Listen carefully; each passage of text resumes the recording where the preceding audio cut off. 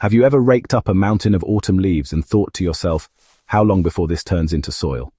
Every gardener has asked this question at some point. We know leaves eventually break down, but the transformation from crunchy fall litter into rich, dark humus feels like magic. To get a real answer, I decided to track the journey myself, step by step, month by month, to see exactly how long it takes for leaves to become humus and what we can do to speed the process along. What I discovered not only surprised me, but also changed the way I look at the forest floor and the way I manage my own garden beds. When the first crisp winds blew and my trees let go of their summer coats, I gathered every oak, maple, and birch leaf I could. Dry, crunchy, and light as paper, they didn't look like much. But gardeners know that leaves are nature's slow-release fertilizer, packed with carbon, trace minerals, and the potential to transform lifeless soil into a thriving, microbe-rich ecosystem. Left alone, those leaves might sit for years, compacting into a heavy mat. But given the right balance of moisture, air, and biology, they break down into humus, the black, crumbly, sweet-smelling gold that gardeners dream of. My goal was to see just how fast this process could happen under normal backyard conditions. In the first month, not much seemed to change. The leaves were still recognizable, but the pile had already begun to settle under its own weight. Rain dampened the edges, turning them leathery, while the dry interior stayed crisp. When I peeled back a layer, I noticed white threads weaving across the surface. This was the mycelium, fungal networks moving in to start the job. Fungi are the first decomposers, breaking down tough lignin and cellulose, turning crunchy leaves into a soft, spongy texture. The smell was the first giveaway that the transformation had begun. That sharp leaf litter smell was fading into something more earthy. By the third month, things really started happening. Earthworms had moved into the pile.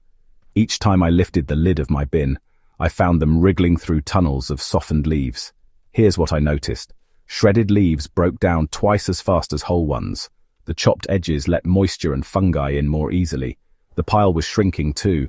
What began as a mountain was slowly collapsing in on itself, proof that carbon was being released and organic matter was being transformed.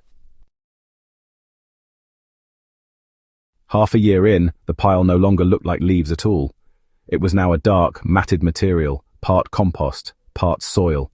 If you grabbed a handful, you could still see veins and leaf outlines, but the texture had changed completely. The smell, sweet, earthy, almost like a forest floor after rain. At this stage, it wasn't yet pure humus, but the transformation was obvious. Microbes, worms, beetles, and fungi had all worked together to shred and digest what was once a pile of crisp leaves. At the 1-year mark, I finally had humus.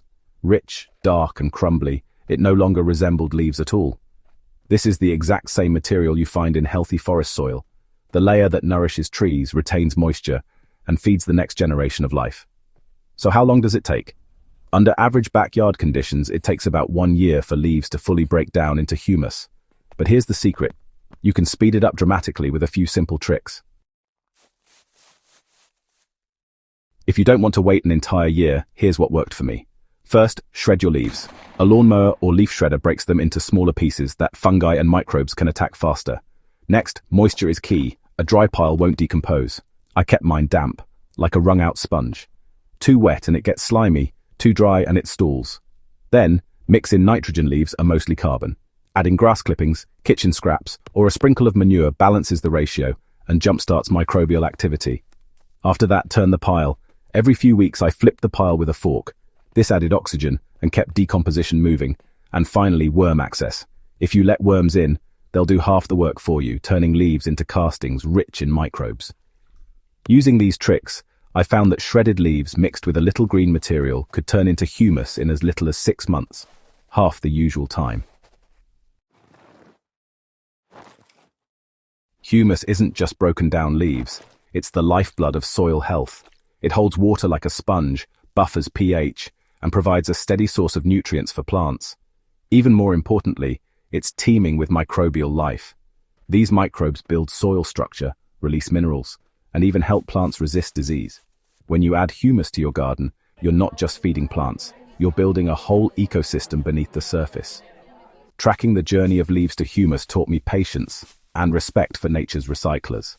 What starts as a pile of crunchy fall litter becomes, over the course of a year, the richest, most life-giving material your garden can have. And if you're willing to give it a little help, by shredding, balancing, and turning, you can cut that time in half. So next time you're raking leaves, don't bag them up or send them to the curb. That's not waste, it's tomorrow's soil. Welcome them into your compost. Let the microbes and worms do their work, and watch as your garden rewards you with stronger, healthier plants. If you found this guide helpful, stick around.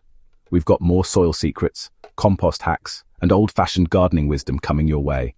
And don't forget to hit subscribe, because your soil deserves the best care we can give it.